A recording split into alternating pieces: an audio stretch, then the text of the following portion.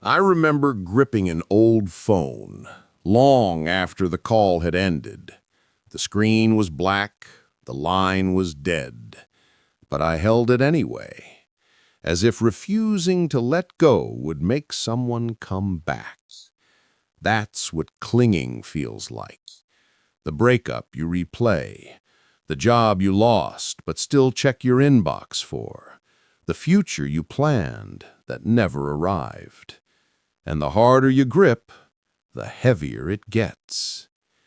Here's the paradox. Letting go feels like falling apart. But the truth? It's the opposite.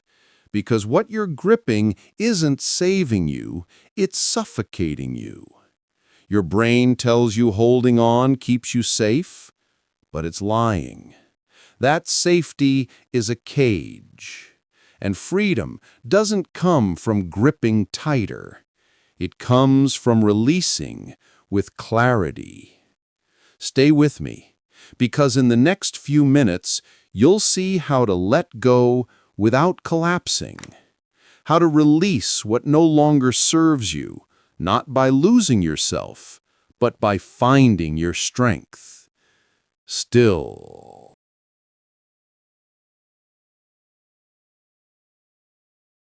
Your brain doesn't hold on because it loves suffering.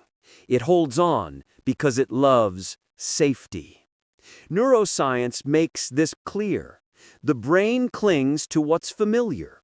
Even if it hurts, the known feels safer than the unknown. Loss registers as danger. Uncertainty triggers the same survival circuits that once kept your ancestors alive in the wilderness. That's why you replay old conversations, why you scroll through pictures of someone who's gone, why you grip opportunities that expired long ago. Your brain mistakes familiarity for survival. The Stoics saw this trap centuries ago. Epictetus wrote, "You are disturbed not by what happens, but by your opinion of it." It's not the event you're attached to. It's the story you've built around it. A story of control, permanence, identity. One of my students once kept an unopened box from a failed startup. Every day he walked past it in his hallway. He said throwing it out would mean admitting defeat. But in reality, keeping it meant reliving that defeat every single morning. That's the cost of attachment. It doesn't preserve you. It paralyzes you. The mind tells you, if I release, I'll fall apart. But the reality? It's the grip that fractures you. And letting go is the only act strong enough to make you whole again. Release.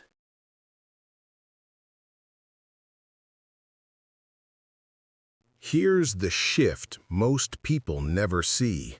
Loss isn't just subtraction, it's energy. And energy doesn't disappear, it transforms. When you lose someone, something, some dream, your brain interprets it as a whole. But in reality, it's a release of force. Force that can destroy you if it circles in rumination, or force that can build you if you redirect it. Marcus Aurelius framed it this way: the impediment to action advances action. What stands in the way becomes the way. Loss feels like an obstacle, but that obstacle is the raw material of transformation. One client of mine lost a decade-long career overnight. For weeks, he sat in silence, telling himself his identity had been erased. Then we reframed. What had ended wasn't him. It was a role. And what remained was capacity, energy waiting for new direction. Within months, he built something different. Not by clinging, but by pivoting. That's the liberation. to see loss not as collapse, but as raw energy demanding command. This is the pivot point, where grief becomes growth, where the cage becomes the forge.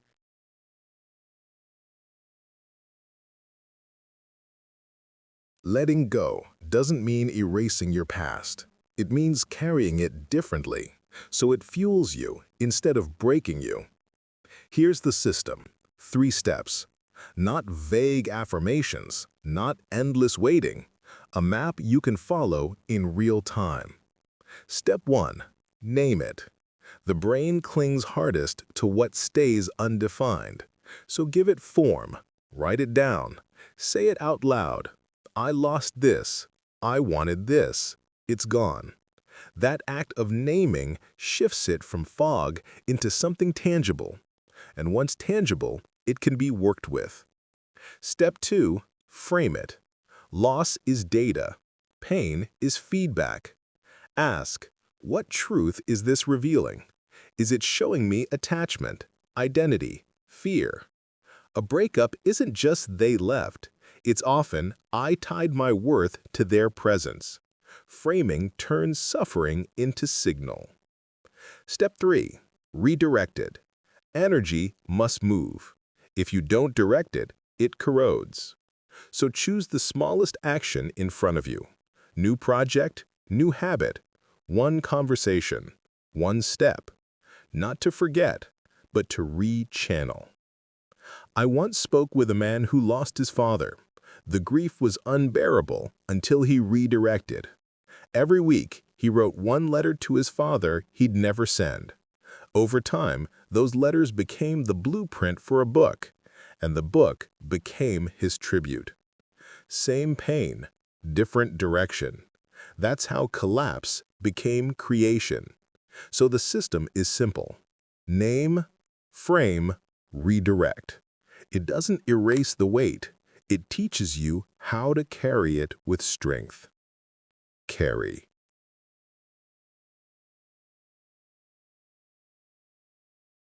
Here's the truth about resilience. It isn't something you're born with.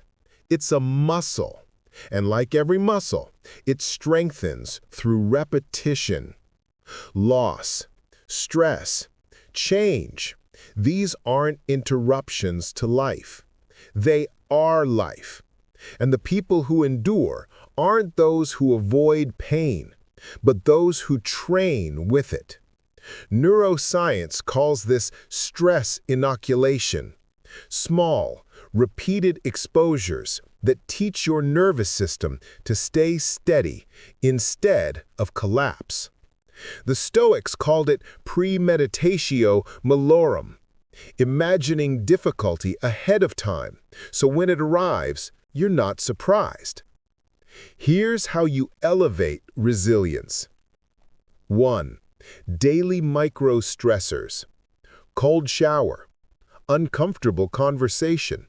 Finishing the task you'd rather delay. Each act is a rep for your nervous system, proving you can step into discomfort without breaking. 2. Emotional labeling. When waves hit, don't drown in them. Label them. This is grief. This is fear. This is longing. Brain scans show labeling an emotion lowers amygdala reactivity and restores prefrontal clarity. In plain words, naming makes you calmer. 3. Recovery rituals. Resilience isn't just stress, it's balance. Movement, breathwork, sleep, reflection. Each one restores baseline so you can meet the next challenge without depletion. A woman I worked with once feared she'd never recover from heartbreak. We built rituals: cold exposure in the morning, journaling 1 page at night. Within weeks, she noticed something shocking. The pain was still there, but she was bigger than it. Not erased, elevated. That's the gift of resilience. Life doesn't get easier. You get stronger. stronger.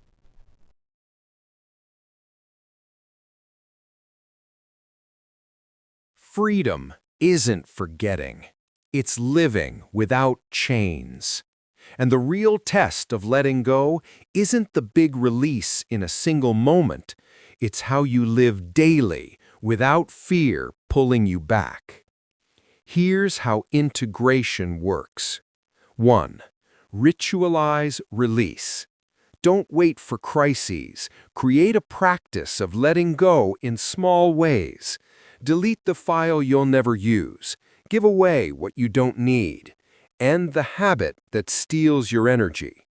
Each act teaches your brain release is safe. 2. Anchor in presence. Fear thrives on future shadows. Freedom grows in present clarity. One breath, one move, one conversation you fully enter without rehearsing outcomes. This is how the nervous system learns. I don't need to control tomorrow to live today. 3. Redefine identity. Most fear of loss comes from tying who you are to what you hold. The Stoics warned against this centuries ago. You have power over your mind, not outside events. Neuroscience echoes it. Identity anchored in values, not possessions, creates resilience against change. So ask yourself, am I the job, the person, the status, or am I the principles I live by? A client once told me, if I let this go, I won't know who I am. The truth? When he let it go, he didn't lose himself. He found the part that was always there, buried under fear. That's integration. Living so fully in alignment that loss no longer defines you, it refines you. Refine.